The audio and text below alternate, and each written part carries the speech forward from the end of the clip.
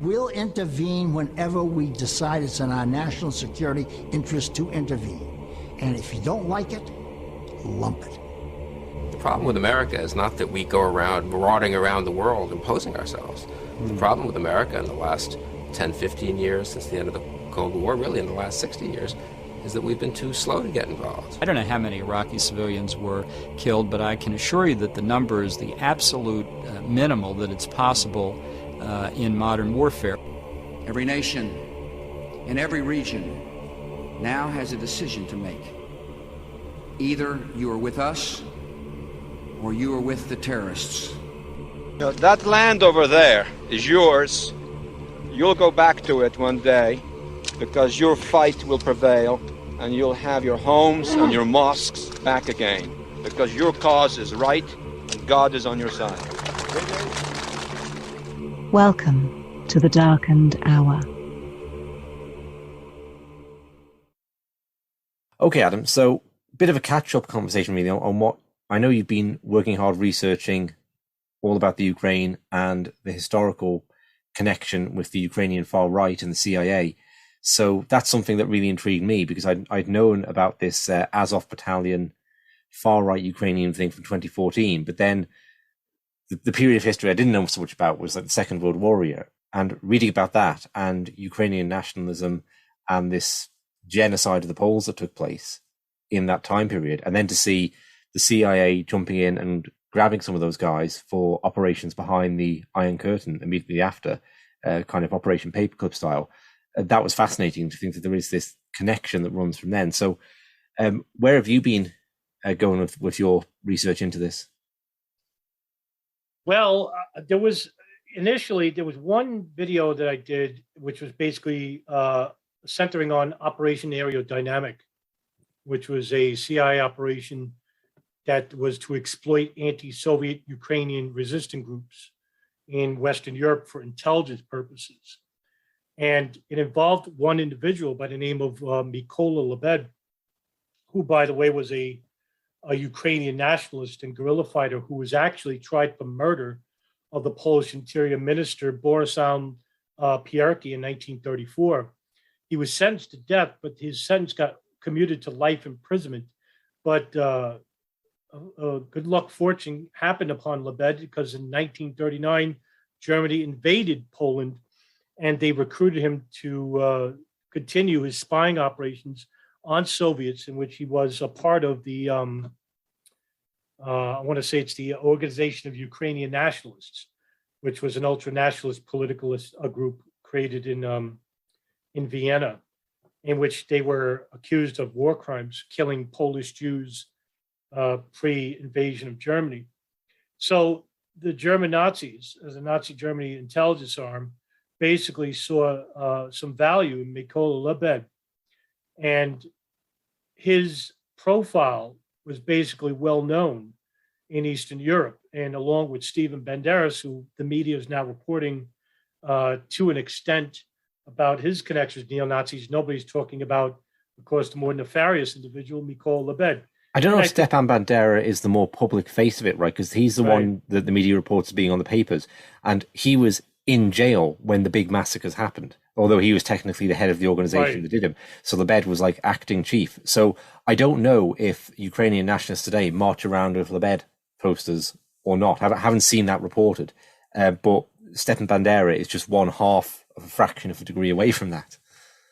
Yes. You know, what's funny, too, is because I think Lebed's connections with the CIA basically shield him from public scrutiny because after World War II, the CIA recruited him as to continue his spy rings in Eastern Europe and inside the United States, and even gave him residency in Pittsburgh, Pennsylvania, where he died in 1998. And the CIA knew his background. In fact, they were warned by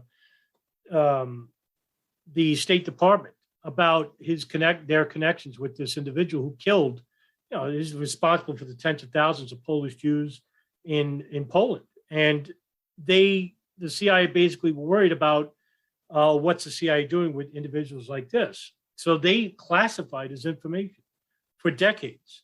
And it wasn't until, I'd say, 1992 1972, where two individuals basically wrote a report regarding Mykola Lebed and the CIA's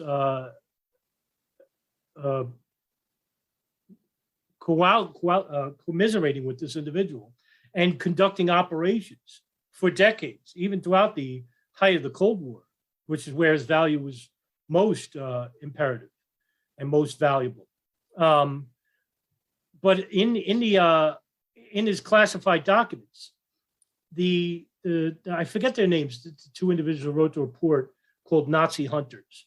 It was in 2009, where they got this. They went to the they went to the CIA, filed a Freedom of Information request regarding the CIA's connections to Mykola Lebed, and they at that time got, I think, the largest cache of released files from the CIA. It was like 1.3 million files, where they talk about the CIA's entire history with the Mykola Lebed, Stephen Banderas, and the Organization of Ukrainian Nationalists.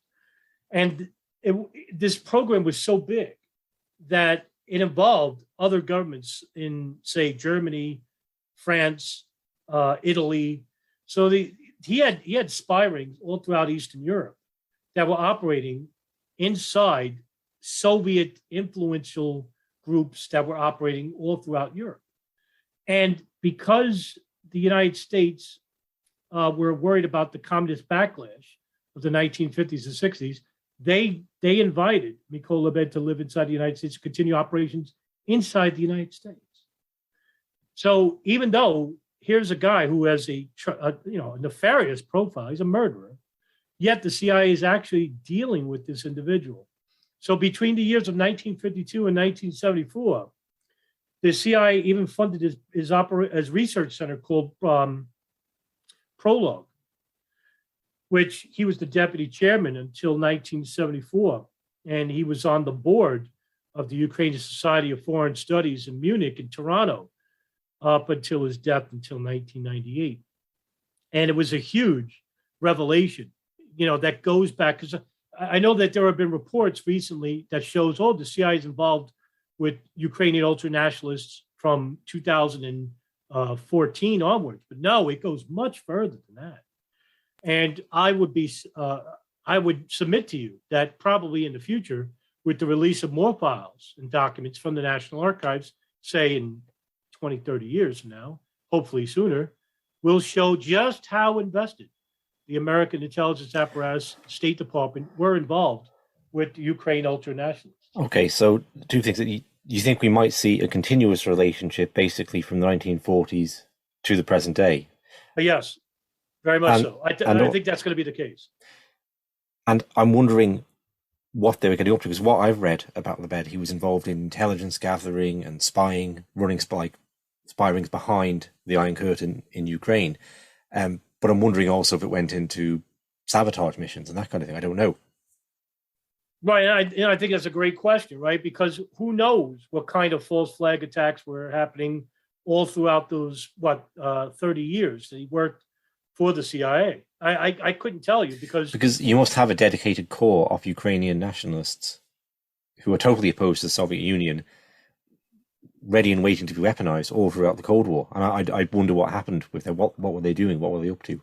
Right. And I wonder at the same time, throughout this program that involved with the CIA, you have to wonder whether they involved other organizations that were anti-Soviet at the time as well, other intelligence agencies from Germany, whether it's going to be the Stasi state or whether it's going to be from the Italian Secret Service. I couldn't tell you. We don't know. I mean, that's really the best bet at this point is to we can speculate all day long. I think we know more like on this side of the Iron Curtain with Italy, particularly. There's obviously famously for Gladio, Operation Gladio, where even before the war ended, the US was reconstituting the fascists to put them into government, because essentially the United States repositioned itself for a war with the Soviet Union prior to the end of the war with Germany. and they're putting fascists in positions of power. They created the Christian Democrat Party initially, had the mob whip up support for it, funded it, so essentially bought the election, and then had these stay-behind units, these Gladio units, burying caches of weapons across the Italian countryside, in case supposedly in case there was a communist takeover of Italy, either through the Soviet army rolling in or the communist party coming to power and there needing to be a civil war, as there was in Greece. But then they got proactive, particularly in Italy. I think in other places too, certainly Greece, it was called sheepskin. But in Italy, the files were particularly declassified, showing that the right-wing Gladio units, the extreme right-wing units, were engaged in things like setting bombs off to kill Italians and point the finger of blame to the Italian political left, to demonize the left, to demonize the communists who were involved in their own assassinations, and to drive the Italian public to the right. So you see that kind of thing going on across Europe. You also have Reinhard Gehlen, who's a German officer. I don't know if you'd call him a Nazi ideologically, but he certainly hired Nazis to infiltrate behind the Iron Curtain. So he was reconstituted in Germany. And then one of the worst examples of a human being you could ever run into, Klaus Barbie, the out-and-out SS Nazi, the butcher of Leon, who personally tortured people and sent children to Auschwitz. He's shuffled off down to Bolivia to teach the Bolivians how to torture dissidents, and lives out his life down there until he's ultimately extradited back to France for his crimes. So that was another CIA job down there. So you have this part of a wider program. It's interesting, to like, oh wait, what goes on in the Ukraine? Yeah, I never really thought of that until recently. No, it's a branch out effect, isn't it? I mean, as we go on, me and you especially, the last 2 weeks, I'm almost shocked at how expansive this conflict is regarding past history. And of course, you also had the what I just learned the other day about the 1948 general election in Italy, which was greatly influenced by the Cold War. Yeah, the CIA bought it, basically. They bought it. They created the Christian Democrat. They just poured money in. And now their argument would be, the Russians were pouring money in to buy the election for the communists. But the communists are very popular in Italy because they'd fought out, they'd overthrown the fascists, basically. They were the brave, the same as in Greece. Right. And unlike in Greece, Italy didn't descend into a full-scale civil war because of this, which... Right, because it was to speak on that was, I think one a CIA case officer came out. His name is Mark Wyatt, and he basically said that the CIA had tons of money that were delivered to like these Italian politicians to for their campaign expenses, like posters and stuff like that. And so they started using shortwave radio broadcasts and started publishing books that were anti-communist. And we could probably start from like that period, like World War II forward, to show just how invested the United States was regarding anti-Soviet dissidents and their involvement in Ukraine. Because 2 weeks ago, who knew anything about Ukraine? And I said this to you before. I am overwhelmed by the amount of propaganda that I'm seeing from the legacy media here in the United States, as well as abroad. And what I think is even more worrying of sorts is that in the future, are we going to see not just the subjugation of dissent voices regarding Ukraine, Russia? Will we see imprisonment of these people and maybe execution? Yeah, well, it's interesting, isn't it? Just to round off that point, I think, Adam, and correct me if I'm wrong, that 1948 election was the first time, obviously it was the first time the CIA had done things that way, because the CIA just emerges at that period. But the United States had overthrown governments in Latin America before then. So under like Taft's presidency, they overthrew the government in Nicaragua and Honduras. But I don't think they'd done something quite that subtle before, of buying an election, that kind of more soft power approach. And that's the first example of it. And then it runs through to the Orange Revolution in 2004 and the Euromaidan in 2014. That's like a continuation of that same pattern there. Well, I just mentioned this before when I was interviewed by Adi Ads regarding Ukraine. They you could go back further than that, 1953, when the United States was involved with the overthrow of Egyptian Prime Minister Mohammed Mossadegh. Yeah. And they implemented the Reza Pahlavi, the Shah of Iran. Yeah. It came out later. It wasn't known then, but it came out later to release some files, and that the CIA was behind the protest that forced the ouster. Yeah. So just then on to your point, I think it's very interesting to talk about so when COVID landed, Adam, I felt a bit wrong-footed. It's not exactly my specialty, and I can't say a priori does a lockdown stop a virus or not. And so I just wrote this little piece saying, okay, well, there was always unintended consequences to these things. There's always economic consequences. You give power to a state, you don't get it back, and so on and so forth. But it was very mild, right? But the Ukraine situation, I felt better placed because I'm broadly familiar with the history, in a general sense, and the revolutions and so on, going back to the first war of independence in 1917. I'll tart up my knowledge a bit and put a presentation out there. And what's doubly disturbing, even more so, 'cause I think like everyone could get wrong-footed by like how do you deal with a virus, but the responses to people saying what to me seem like very obvious things, like NATO has a substantial hand in creating this conflict. Like the war didn't start a month ago, it started in 2014. And I will see responses like that's Russian propaganda. Yeah. And it's like McCarthy won, right? It's much more expansive than McCarthyism. I think Joe McCarthy would be jealous of what's going on today. We're not seeing it just here in the United States, we're seeing it abroad. And it's global almost. McDonald's basically not serving in Russia, or Netflix not being serviced. I mean, who's calling the shots here? Is it basically the United States, or is it coming from, NATO partners or the coalition? Yeah, I think it's a combination of all those things. There are examples of, there's different levels of people all of a sudden. So if you're a Russian in Russia, you can go jump, basically. You're a legitimate target, essentially, for the financial institutions. You can be cut off.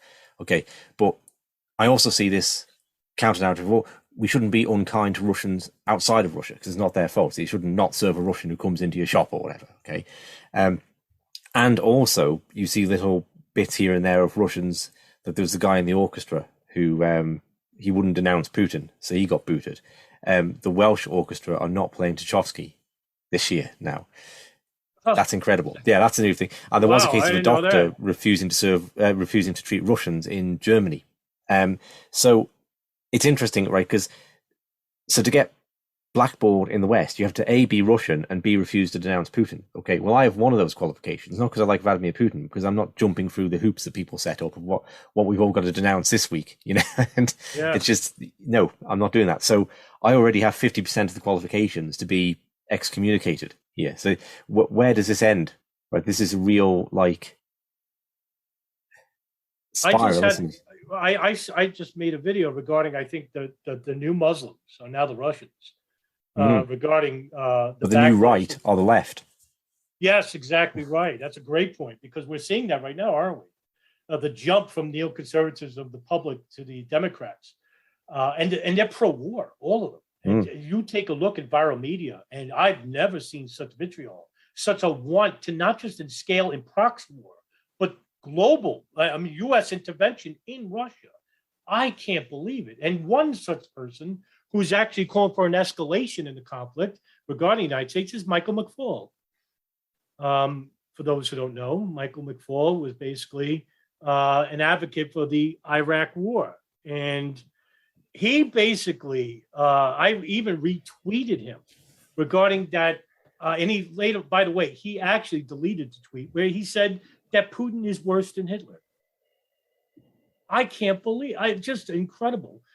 He's actually a diplomat, and he was the former U.S. ambassador to Russia for 2 years. I forgot the years, 2010 or something like that. But he actually is one of the most outspoken advocates for U.S. intervention in the conflict. And people are basically responding. He gets like thousands of responses for each tweet. And basically, a lot of those people are basically either Americans who are pro-Ukrainian, but they're all on the left. And those who are on the right are basically calling for a de-escalation of war. But I think that's also disingenuous, because I also think that the Republicans are basically not wanting the Russian war, but I think they are definitely pushing forward with China. So it gives me a more regard for Taoist philosophy, I think, Adam, the idea that everything becomes its opposite. The yin reaching its climax recedes in favor of yang reaching its climax. So the left, being this anti-war movement, recede and become in favor of... I think Keith Lobelman's a big Russia-phobic, isn't he? You know, now if you let's go back 20 years. If I told you that Keith Oban would be the major war hawk in the country, you wouldn't have believed it, would you? It sounds crazy. He was actually he was a progressive. I used to listen to him in the Bush years. Yeah. Oh my God. Yeah, but the past, it's. I think this is an evolution. I hate to say an evolution, but it's a de-evolution of previous thoughts. And why? What makes one change from a progressive to basically a neocon overnight? Well, it's not overnight. It took years. I think it basically arrived when Obama was president. Obama came under the pretense of hope and change. He came from, he's an African American, and so he resonated with the working class. And what did he do? Oh my goodness. Well, according to some Bush affiliates and White House officials, Obama people were under the Bush administration were jealous of Obama for the one reason alone, is that he got unauthorized access for the NSA to conduct warrantless wiretapping without a warrant. So that means that the Bush White House officials like David Addington and John Yoo, who wrote the legislation about bypassing the FISA wars and about the Department of Justice, well, that didn't come really into effect until Obama. And Obama allowed, like the NSA and the CIA, to conduct not just warrantless wiretapping on Americans, but unauthorized drone strikes on Americans. One of them being Anwar al-Awlaki and his son. And yes, you could say, oh, these are terrorists. Yeah, well, all right, they're still American. They're afforded the Geneva Conventions, and they were assassinated on the behest of the Obama administration. So I started seeing these members of the left suddenly grow into the very thing that they spoke out against and hated under the Bush administration, and now metastasized it to what we're seeing in the Biden administration. Now they became the very entity in terms of thought regarding geopolitics that they hated just 10 years prior. And I wonder, that's what fascinates me about psychology. Was it basically propaganda? Was it basically denial that they can't just admit that we're on the losing side too, just like the Republicans, that these people are not looking out for our best interests? Or basically, is it willful ignorance that they don't want to care, they don't want to hear the truth, that they'd rather live in a lie and think they're on the right side? What do you think? I think perhaps everyone has these kind of violent impulses that manifest in a desire for war, and they need an avenue that is appropriate to that individual to bring them out. So one thing I observe is that it's quite acceptable to be racist against Russians. Okay, like you can say, I've heard multiple comments about how Russians don't have our values. They don't have the same sense of the sanctity of the individual, of life, of life is kind of cheap in Russia. Russians don't get traumatized by violence in the same way because they're used to living in such awful, abysmal conditions, and through like the Stalinist years and then through the chaos of the 90s. And I'm not an anti-racist. I don't care. Maybe that's all true, right?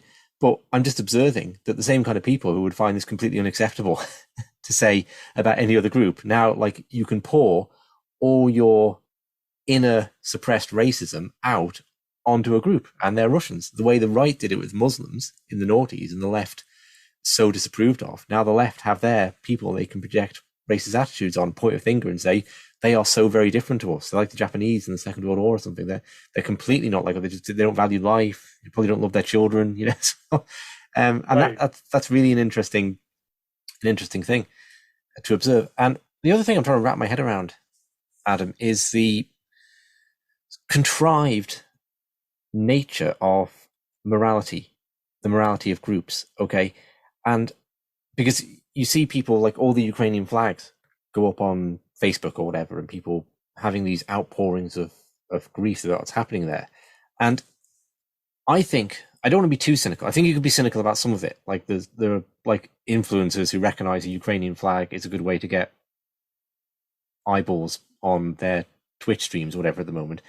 I think it's a factor, but I think that's like a tiny percentage of it. I think a lot of people doing this very genuinely feel terrible about what's going on in the world at the moment with the Ukrainian situation. And I can look at that and go, yeah, but you've never said anything about Yemen, right? And that's being inflicted by a country that you're in. Like the United States or Britain, the United States is a major part of it, but Britain also supplying weapons there.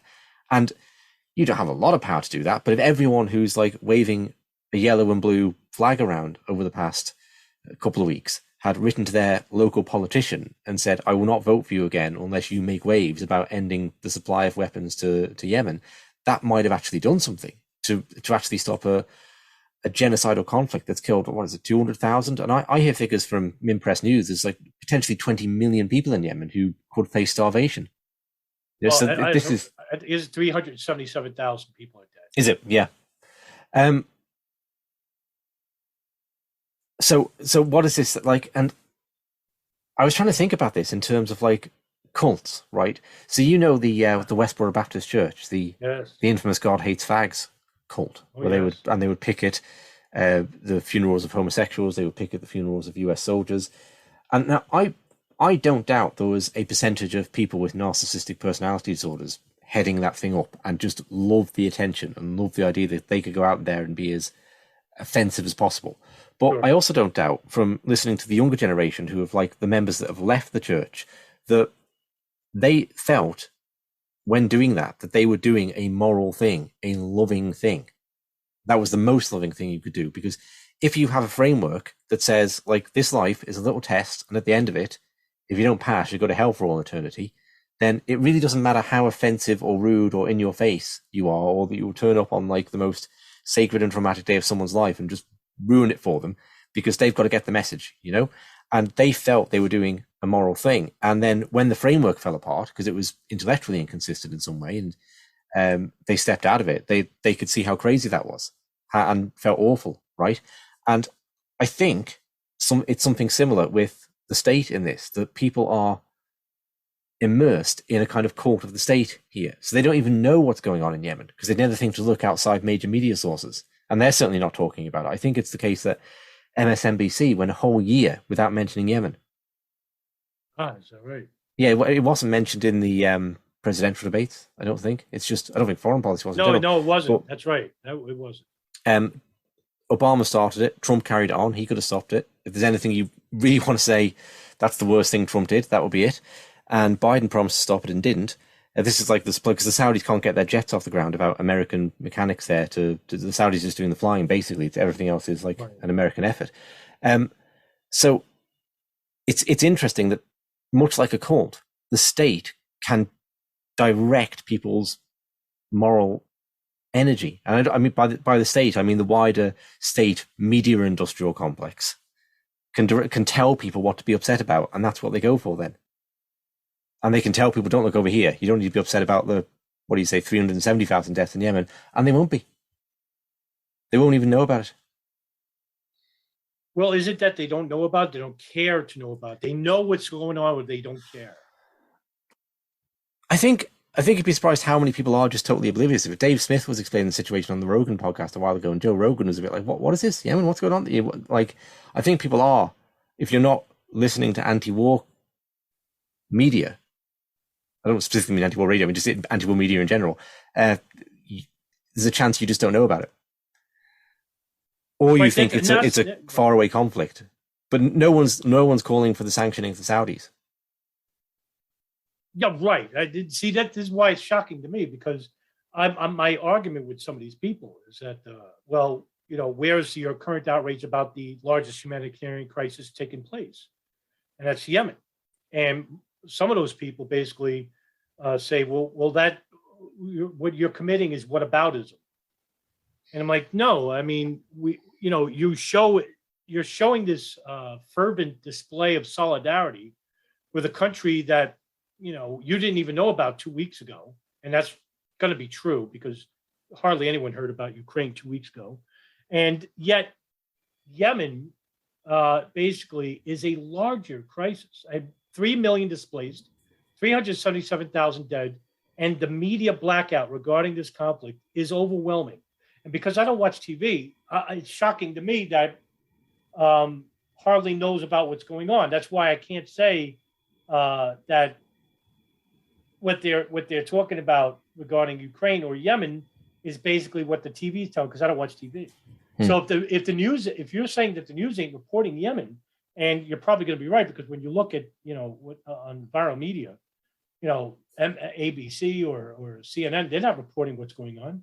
Why? Because the United States is directly involved.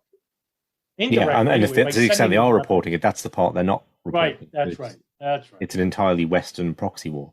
Right, so right, because it's also what helps too on the side is that the United States aren't directly involved; they're indirectly involved, but they are providing, you know, military aid to Saudi Arabia, who, by the way, at the same time, this is something I brought up just recently.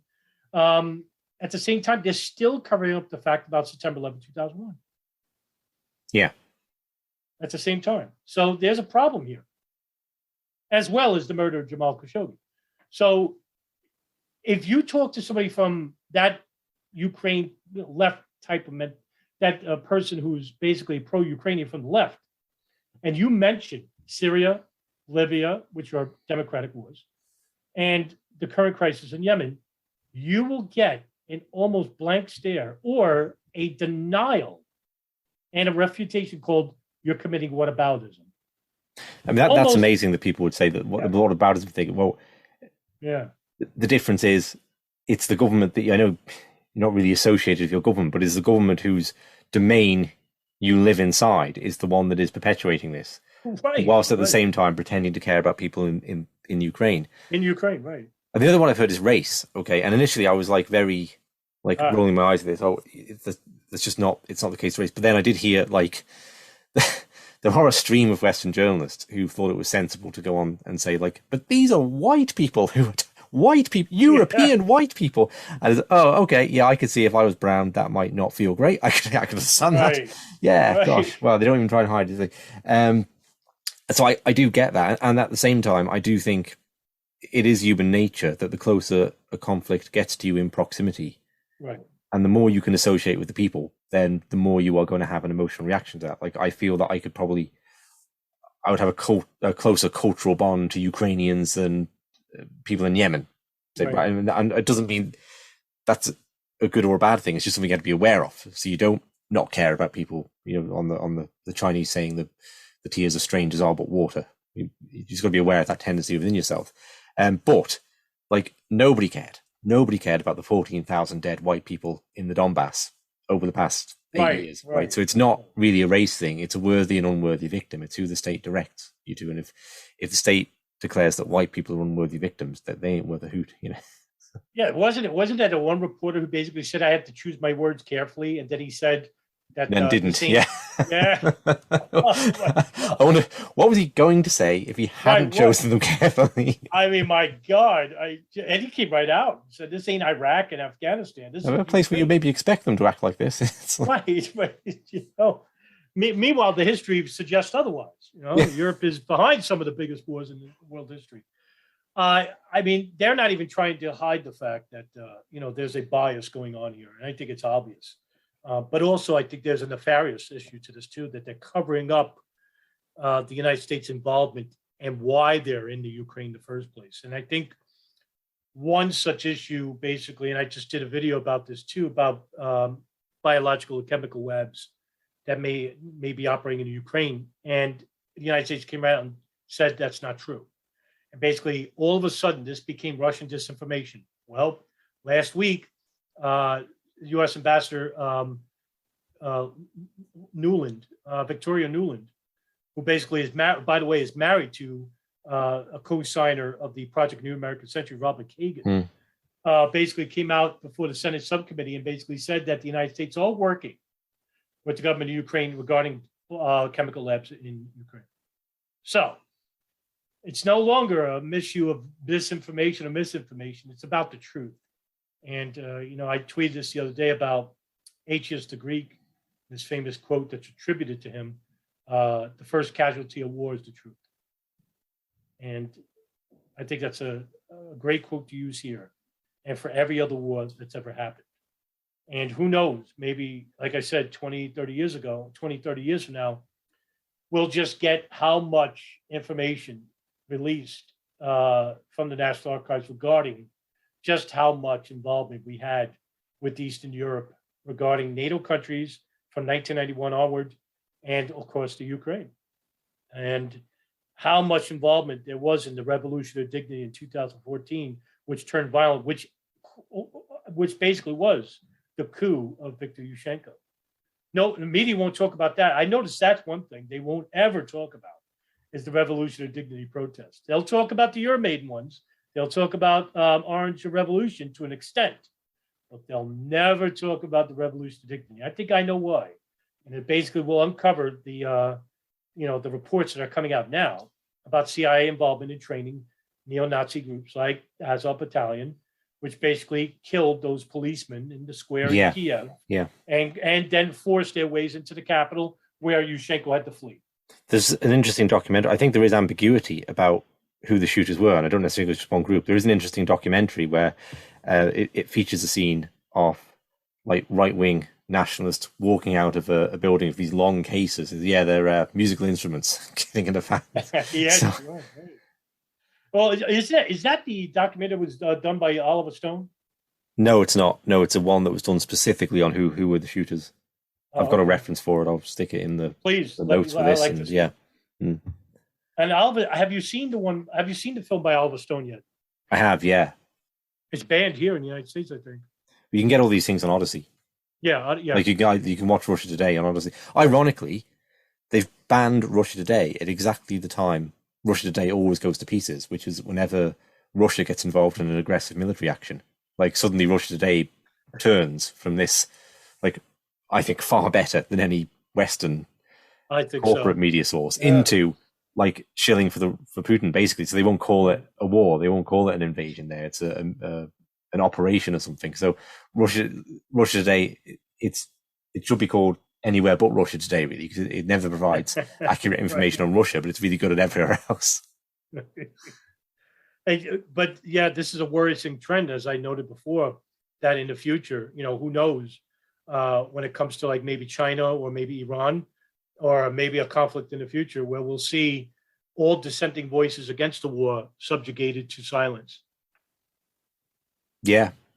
And I think, tedious as it is, you just have to keep plodding away and stepping out of the echo chamber where people who are listening to this, I'm sure all agreed with roughly these positions beforehand, or would say, yeah, of course, NATO, without exonerating Putin, NATO, of course, have a massive hand in starting this and all the rest. And it's all about a proxy war for the Ukraine. But we have to find some way to keep stretching across that divide to the people who are, to be rude about it in the cult. And you're going to meet a lot of hardcore members who but no, there was never any promise given to not expand NATO, and this is all Russian propaganda. And you've just got to kind of ignore that and carry on, I think, and just show a strong hand in terms of knowledge of the situation to make people think, oh, well, maybe it's not all Russian propaganda then. The idea that Putin isn't just a crazy man who's done this entirely off his own volition with no external forces pushing on him. I'll mention this story last night. I had talking to a friend of mine named Nicole, a very dear friend, and she's an activist, a long time, even before I became involved with 9/11. She's a human rights and animal activist for decades, 20, 25 years. And she basically she texted me on the phone saying, I'm going to go underground, and because I just about had it with the ignorance of people. And I can understand frustration. Oh, yeah. But I told her too. I said, look, it's not a rewarding position to share information that basically will call you as a Russian, a Russian agent or a shill and call you all nasty names. But I said, your voice matters more now and in the future than it did yesterday. And the reason why is because as we get closer to the future, the more voices that speak out against war is going to be, restricted. And I can understand you're a parent, she's a parent, but, hopefully she'll continue to, keep her Twitter active and whatnot. I said, you may think it's nothing now, but it's not. It's actually more valuable now than ever before. And it's not about the person that's calling you a Russian disinformation agent. It's about all the people that are witnessing that interaction and going, I don't know, actually, she doesn't seem like a Russian disinformation. It's about how you influence.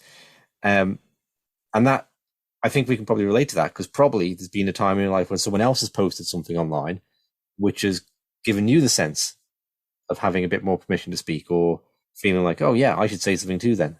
Or, Yes. I'm not just isolated and alone here in these opinions.